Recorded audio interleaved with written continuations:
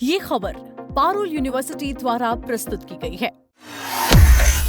PM Narendra Modi शुक्रवार को Punjab engineering university गए, जहां उन्होंने कई विकास परियोजनाओं का उद्घाटन और शिलान्यास भी किया। लेकिन इस कार्यक्रम में सबसे बड़ी चर्चा कांग्रेस के सांसद मनीष तिवारी की रही। मोदी जी के मंच पर मनीष तिवारी बैठे थे। पीएम ने उन्हें खास तौर पर संबोधित भी किया। समारोह के बाद खुद उनके पास आए, हाथ मिलाया और बातचीत की। ये नज़दीकी देखकर राजनीतिक गलियारों में नई बहस छिड़ गई है। कांग्रेस में नाराज चल रहे मनीष तिवारी का ये व्यवहार का क्या मतलब रखता है? क्या बीजेपी की तरफ ये कुछ इशारा है? आज हम पूरी घटना को आसान भाषा में समझाने वाले हैं, तो पूरा वीडियो जरूर देखिएगा।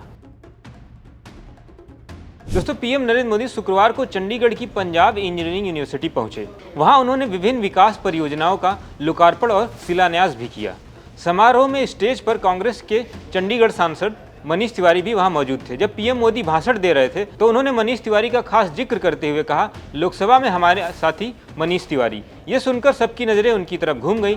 समारोह खत्म होने के बाद पीएम खुद मनीष तिवारी के पास गए, उनसे हाथ मिलाया और कुछ देर बातचीत भी की। केंद्रीय मंत्री जगत प्रकाश नड्डा ने भी उन्हें खास महत्व दिया। दोस्तों, ये तस्वीरें वायरल होते ही राजनीतिक गलियारों में चर्चाएं शुरू हो गईं। लोग पूछने लगे कि कांग्रेस के सांसद का पीएम के साथ इतना आत्मीय व्यवहार क्यों?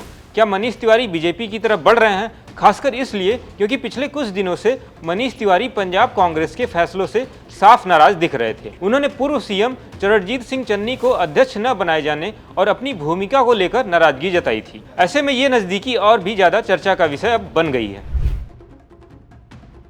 उधर मनीष तिवारी ने इन सवालों का जवाब देते हुए कहा कि उन्होंने हमेशा विकास को दलगत राजनीति से ऊपर रखा है। जनप्रतिनिधि होने के नाते जनता के हित वाले कामों का समर्थन करना उनकी जिम्मेदारी है। उन्होंने याद दिलाया कि 24 अगस्त 2022 को जब पीएम मोदी ने न्यू चंडीगढ़ में डॉक्टर होमी भाभा कैंसर अस्पताल यानी टाटा मेमोरियल का उद्घाटन किया था, तब भी वे आनंदपुर साहिब से सांसद होने के नाते वहां पहुंचे थे। आज वो अस्पताल हजारों कैंसर मरीजों के लिए जीवन रक्षक बन गया है। मनीष तिवारी ने बताया कि 17 जुलाई 2026 को पीएम मोदी ने चंडीगढ़ और उनके पूर्व संसदीय क्षेत्र आनंदपुर साहिब से जुड़ी कई महत्वपूर्ण विकास परियोजनाओं का उद्घाटन व शिलान्यास किया।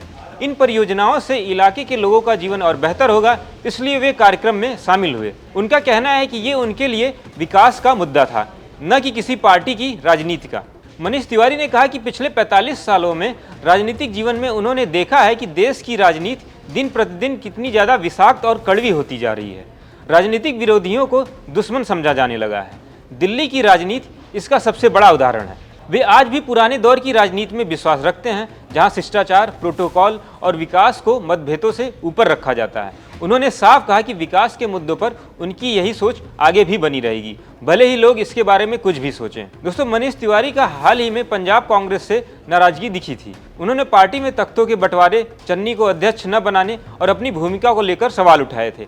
एक्स पर उन्होंने पोस्ट भी किया था, जिसमें उन्होंने कहा था, काबिल होना ही अपने आप में एक बड़ी कमी है। किस्मत को कौन टाल सकता है? जो होना है वो हो जाएगा। लेकिन पीएम मोदी के कार्यक्रम में उनकी सक्रिय भागीदारी ने कई सवाल खड़े कर दिए हैं। कई लोग इसे कांग्रेस के अंदरूनी कलह और मनीष तिवारी की बीजेपी की तरफ बढ़ती नज़दीकी के तौर पे देख रहे हैं। वहीं कुछ लोग कह रहे हैं कि ये सिर्फ औपचारिक शिष्टाचार था। मनीष तिवारी लंबे समय से कांग्रेस में सक्रिय हैं, लेकिन हाल के वर्षों में उनकी स्वतंत्र छवि रही है। वे अक्सर विकास कार्यों पर पार्टी लाइन से अलग सोच रखने वाली सोच के लिए जाने जाते हैं। अभी तो ये साफ नहीं है कि मनीष तिवारी का भविष्य किस तरफ जाएगा, लेकिन ये घटना पंजाब और राष्ट्रीय राजनीति दोनों में चर्चा का विषय जरूर बन गई है। कांग्रेस की तरफ से अभी कोई भी आधिकारिक प्रतिक्रिया नहीं आई है, जबकि बीजेपी की तरफ से भी चुप्पी है।